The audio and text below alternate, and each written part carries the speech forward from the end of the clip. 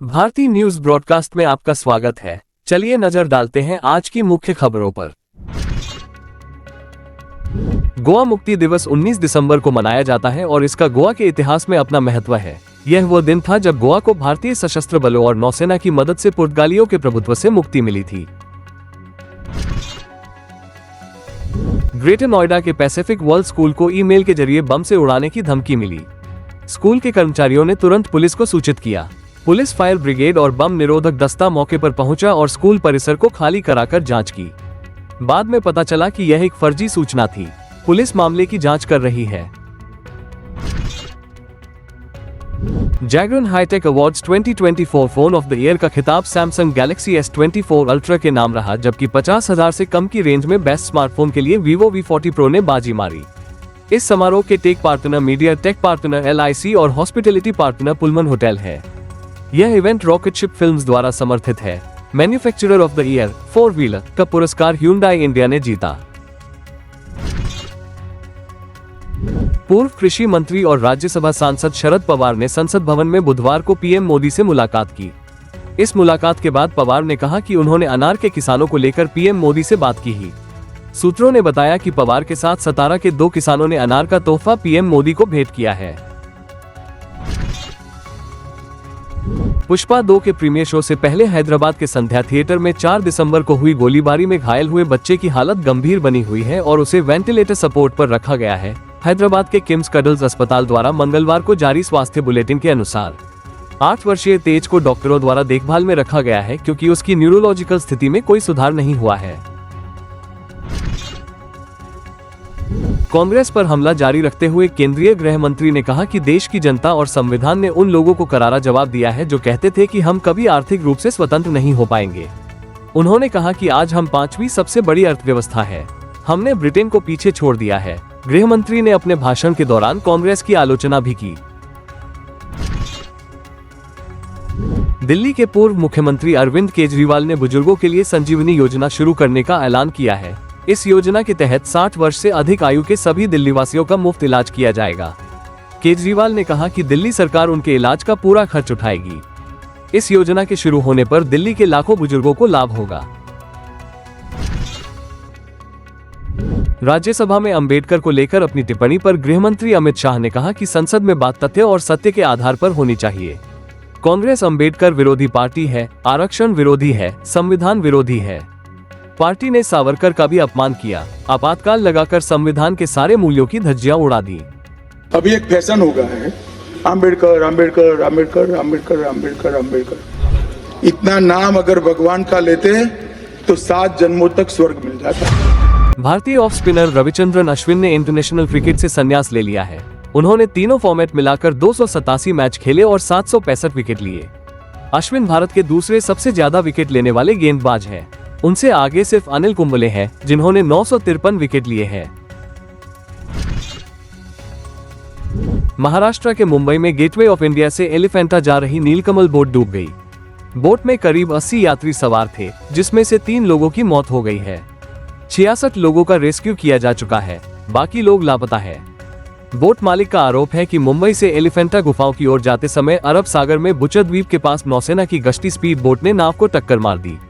इससे नाव में पानी भर गया और वो डूब गई।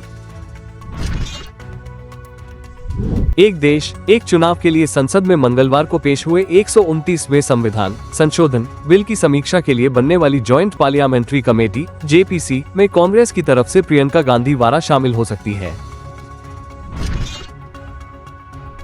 State bank of India SBI ने क्लर्क, कस्टमर एंड सपोर्ट के 13,735 पदों पर वैकेंसी निकाली है।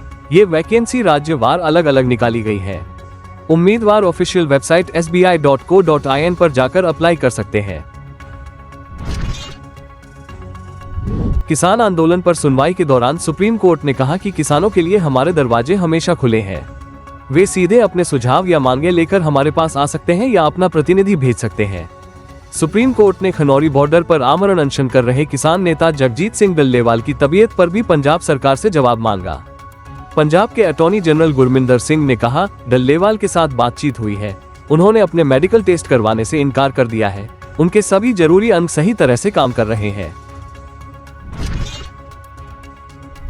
भारत और ऑस्ट्रेलिया के बीच चल रही बॉर्डर गावस्कर ट्रॉफी का तीसरा टेस्ट ड्रॉ हो गया है। ब्रिस्बेन के द गाबा मैदान पर बुधवार को मुकाबले के आखिरी दिन 25 ओवर ही डाले जा सके।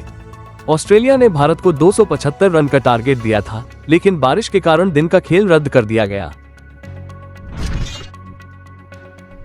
आगरा के रियल एस्टेट कारोबारी प्रखर गर्ग के घर पर ऐड की रेड पड़ी है। कई टीमें आगरा, मथुरा और फर्रुखाबाद में सर्चिंग कर रही हैं। आगरा में बुधवार सुबह 7 बजे करीब 8 गाड़ियों से टीम पहुंची। 2 महीने पहले प्रखर गर्ग पर 9 करोड़ के फ्रॉड की फर दर्ज की गई है। इन पर धोखाधड़ी के 25 मुकदमे दर्ज हैं। 1 साल पहले उन्होंने वृंदावन कॉरिडोर के लिए 510 करोड़ रुपए दान देने की इच्छा जताई थी, जिसके बाद वो सुर्खियों में आए थे। वहीं मथुरा में प्रिंटिंग प्रेस में 3 गाड़ियों से टीम पहुंची। राजस्थान के बीकानेर में महाजन फील्ड फायरिंग रेंज के नॉर्थ कैंप में प्रैक्टिस के दौरान ब्लास्ट होने से 2 जवानों की मौत हो गई। एक जवान गंभीर रूप से घायल है। उन्हें सूरतगढ़ के मिलिट्री अस्पताल में भर्ती कराया गया है। शेयर बाजार में बुधवार 18 दिसंबर को गिरावट देखने को मिली। सेंसेक्स 502 अंक गिरकर 80,182 के स्तर पर बंद हुआ। वहीं निफ्टी भी 137 अंक नीचे 24,198 के स्तर पर बंद हुआ। बुधवार के कारोबार में सेंसेक्स के 30 शेयरों में से 22 में गिरावट और 8 में तेजी रही, जबकि निफ्टी के 50 शेयरों में से 33 में गिरावट और 17 में तेजी देखने को मिली। भारत ने नॉर्थ कोरिया में 2021 से बंद अपने दूतावास को फिर से शुरू करने का फैसला किया है। द ट्रिब्यून के मुताबिक एक टेक्निकल और डिप्लोमेटिक टीम नॉर्थ कोरिया के लिए रवाना हो चुकी है। कुछ कर्मचारी पहले ही नॉर्थ कोरिया की राजधानी प्योंगयांग पहुंच चुके हैं। नॉर्थ कोरिया में हमेशा से जासूसी गतिविधियों का डर रहता है।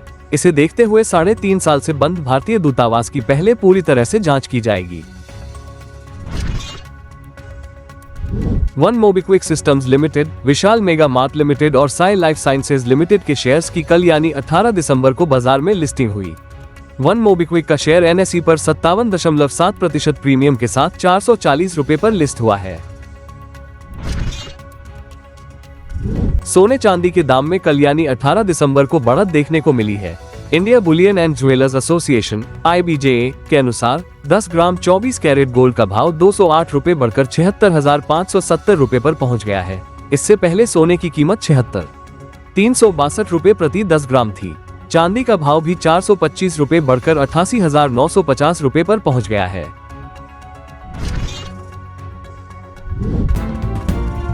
ऐसी और ताज़ा खबरों के लिए हमारे चैनल BNB को सब्सक्राइब करें और इस वीडियो को लाइक और शेयर करें। धन्यवाद।